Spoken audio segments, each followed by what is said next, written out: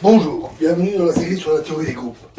Alors, si H n'est pas un groupe distingué, on peut quand même cependant faire opérer le groupe sur l'espace GH, qui n'est plus un groupe, mais on peut définir l'opération comme on le ferait pour le cas d'un groupe distingué. Et on obtient ainsi ce que l'on appelle un espace homogène. L'application canonique F réalise une bijection entre le groupe H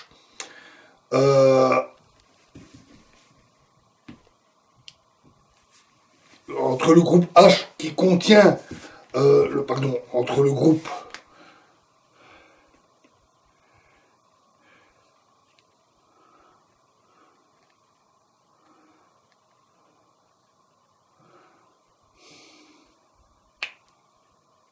oui, excusez-moi. Donc l'application canonique F réalise une bijection entre les différents sous-groupes de G qui contiennent H et les sous-groupes de G sur H. À un sous-groupe distingué correspond un sous-groupe distingué et vice-versa. Alors si F de G vers G' est un morphisme de noyau H. Le premier théorème d'isomorphisme des groupes affirme que le groupe quotient G sur H est isomorphe au groupe FG, donc de noyau H, groupe G quotient G sur H, est isomorphe au groupe FG, qui est l'image de G par F par le morphisme qui à chaque classe fait correspondre la valeur constante de F sur cette classe. Il en résulte que F peut s'écrire comme une composée de trois morphismes qui sont respectivement donc G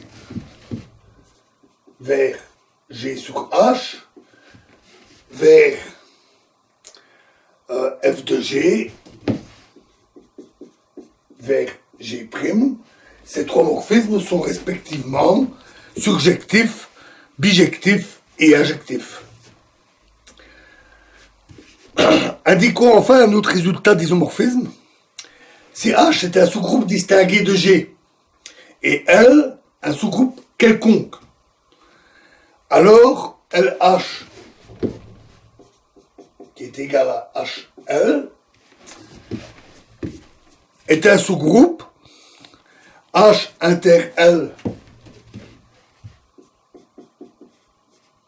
est un sous-groupe de L et les deux groupes L sur H inter L et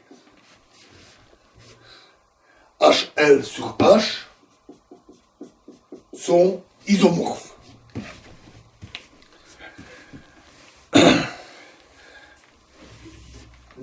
Dans un groupe G, le sous-groupe trivial 1, qui contient que le neutre, et le groupe G lui-même, qui est un sous-groupe, sont distingués. C'est trivial à démontrer. Si ce sont les seuls sous-groupes distingués de G, le groupe est alors dit simple. Donc un groupe simple, c'est un groupe qui n'a que deux groupes distingués, le groupe trivial et le groupe lui-même. À l'opposé, dans un groupe commutatif, tous les sous-groupes sont distingués, ce qui est évident. Donc nous allons maintenant expliquer comment on peut préciser la structure d'un groupe en fabriquant des suites de sous-groupes encastrés. Alors, pour éviter les interprétations erronées, il est bon de rappeler qu'il n'y a pas de transitivité dans la notion de sous-groupe distingué. Si on a K inclus à H inclus à G, avec H distingué dans G, et K distingué dans H, ça ne veut pas dire pour ça que K est un sous-groupe distingué de G. C'est un sous-groupe, mais pas nécessairement distingué.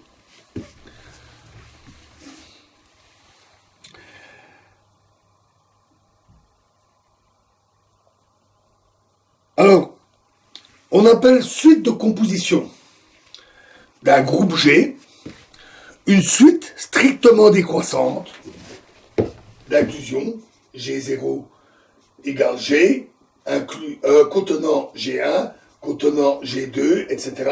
Donc strictement décroissante, donc des sous-ensembles propres, inclus jusque G n, qui est égal au groupe trivial. Donc une suite de sous-groupes inclus les uns dans les autres, tels que GI plus 1 est un sous-groupe distingué de GI, du précédent, donc pas nécessairement des autres. Mais il est sous-groupe distingué du précédent, avec I allant de 0 jusqu'à n-1.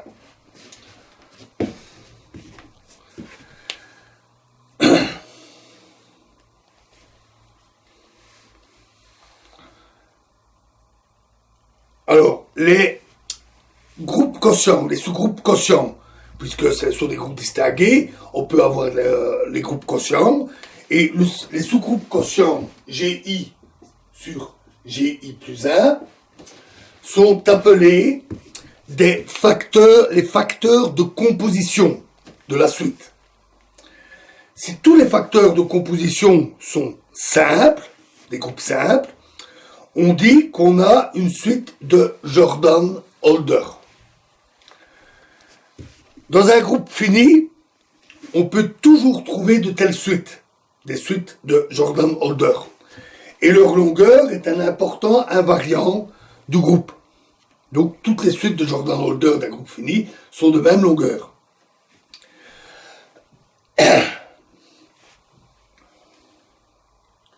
Examinons maintenant les groupes dits résolubles, qui admettent des suites de composition dont tous les facteurs de composition sont commutatifs. C'est la signification. Une suite, un groupe est dit résoluble si elle admet une suite de composition dont tous les facteurs de composition sont des groupes commutatifs. Cette notion vient de manière historique de la notion de résolubilité des équations algébriques par radicaux. On en avait parlé. Et c'est de là que vient la terminologie qui est utilisée ici. Nous aurons, pour parler de ces séries, de ces suites, nous allons avoir besoin d'une condition qui exprime que le quotient G sur H d'un groupe G par un sous-groupe distingué H est commutatif. S'il en était ainsi, quel que soit X et Y appartenant à G, les classes de X et Y suivant H doivent être égales.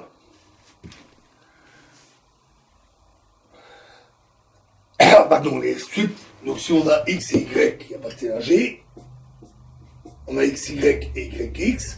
Si le groupe quotient est commutatif, alors les classes de X et Y et la classe de YX doivent être égales, suivant H. Donc l'élément XY qui est égal à XY moins 1 fois YX, qui est égal à Y moins 1, X moins 1, YX,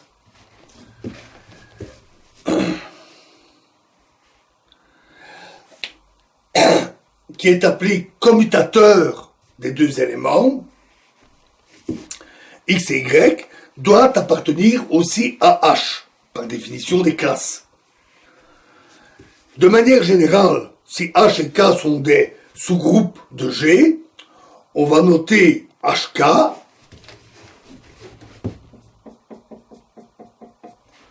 le groupe qui est engendré par les commutateurs XY. L'ensemble de ces commutateurs ne constitue pas nécessairement un groupe, mais on peut engendrer un groupe avec, et il est noté de cette manière. Donc pour tout X appartenant à H, pour tout Y appartenant à K, évidemment. Attention, le produit de deux commutateurs n'est pas nécessairement un commutateur en général. Hein.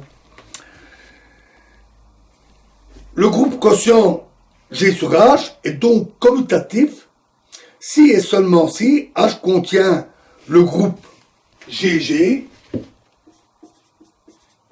égale DG des commutateurs,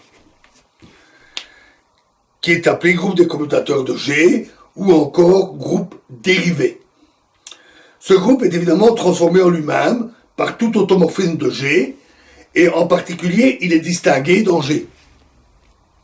On peut donc itérer cette opération de dérivation et construire ainsi la suite décroissante de groupes dérivés successifs. J'ai un contenant DG qui contient D carré G qui est égal à D de DG, etc. jusque DR plus 1 G qui est égal à DR de DG. On montre alors, ce n'est pas extrêmement difficile, je vous laisse essayer si vous le souhaitez, on montre alors qu'un groupe G est résoluble s'il existe un entier R, si et seulement si il existe un entier R, tel que dr plus 1 est égal à 1. Donc si on a une suite de compositions. Alors il existe une suite de compositions, pas nécessairement celle-là, dont tous les termes GI sont des sous-groupes distingués de G, et pas seulement de GI, donc il existe une suite, alors si on a ça, il existe une suite dont chaque groupe ici est un groupe distingué de G, et pas seulement du groupe précédent dans la suite. Et tel que tous les facteurs de composition sont commutatifs, donc c'est un groupe résoluble. Donc je vous laisse éventuellement démontrer ça si vous le voulez. Voilà, et nous continuerons l'analyse dans la prochaine vidéo. Je vous remercie.